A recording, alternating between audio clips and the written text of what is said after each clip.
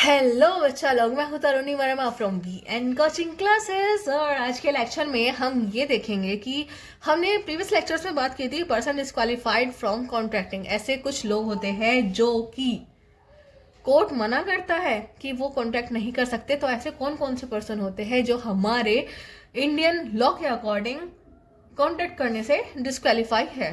First, foreign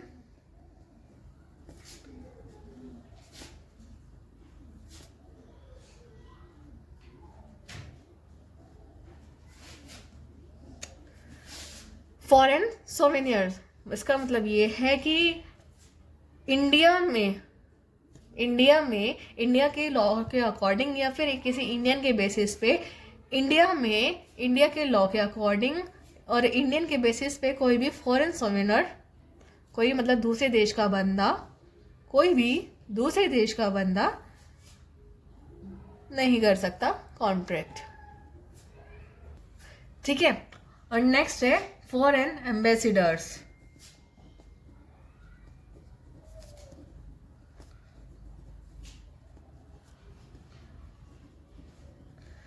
foreign ambassador, इसका मतलब ये है कि कोई बंदा जैसे भाई अलग अलग कंट्रीज में पोस्टेड होते हैं ना, कि भाई आप हमारे देश के अकॉर्डिंग, हमारे देश के बेसिस पे दूसरे देश से आप डील करेंगे। तो जो ये बंदे होते हैं ये पर्सनल नेचर के कॉन्ट्रैक्ट उस देश के बंदों के साथ नहीं कर सकते। मतलब कि हमारे एग्जाम्पल में हम ये देखते हैं कि कोई फ्रेंड्स का एम्बेसडर है, तो वो अगर कोई भी बात करेगा या कोई भी एक्टिविटी करेगा तो वो अपने देश के बिहाफ पे करेगा, अपनी कंट्री के बिहाफ पे करेगा। वो किसी भी इंडियन से पर्सनल नेचर के कॉन्ट्रैक्ट बिल्कुल भी नहीं करता। पर्सनल नेचर मतलब जो अपने आप से कॉन्ट्रैक्ट होता है। जैसे कि मान लीजिए इस वाले बंदे ने किसी इंडियन से, फ्रांस के एम्बेसडर ने किसी इंडियन से बोला कि आप मतलब मेरी कार ले लीजिए और आप मुझको पैसे दे दीजिए। तो ये क्या हो गए? एक तरह से ये पर्सनल टाइप के कॉन्ट्रैक्ट हो गए जो हमारा इंडियन लॉ मना करता है करने के लिए। नेक्स्ट है एलियन एनिमी। एलियन एनिमी का मतलब है कि ऐसा कोई भी देश जिससे हमारी लड़ाई बज रही हो, मतलब शत्रु देश का नागरिक, दूसरे देश का बंदा। ठीक है। अब मान लीजिए रशिया और यूक्रेन का वॉर ले लीजिए।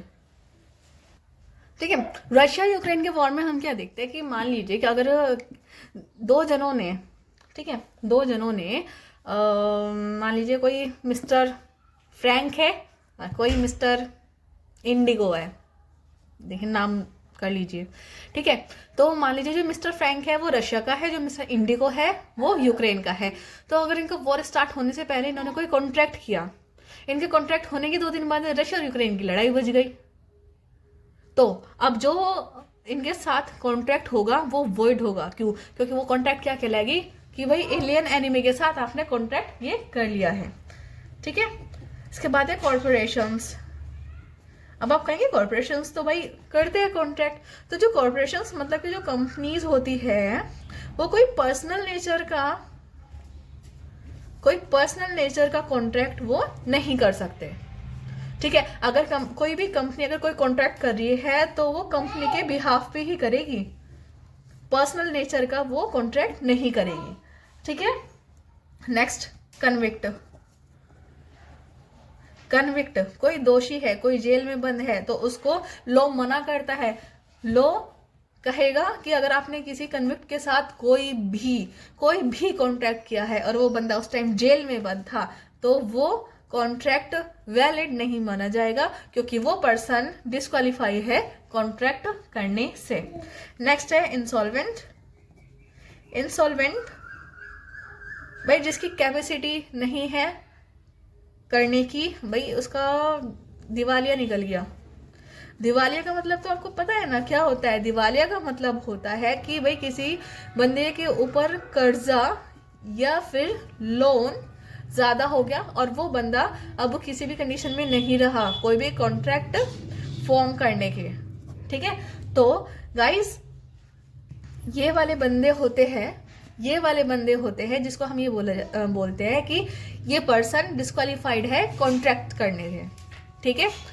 सो गाइस, इसी के साथ हमारा ये वाला लेक्चर होता है कंप्लीट। मिलते हैं आपसे नेक्स्ट लेक्चर में। Till then, thank you and take care.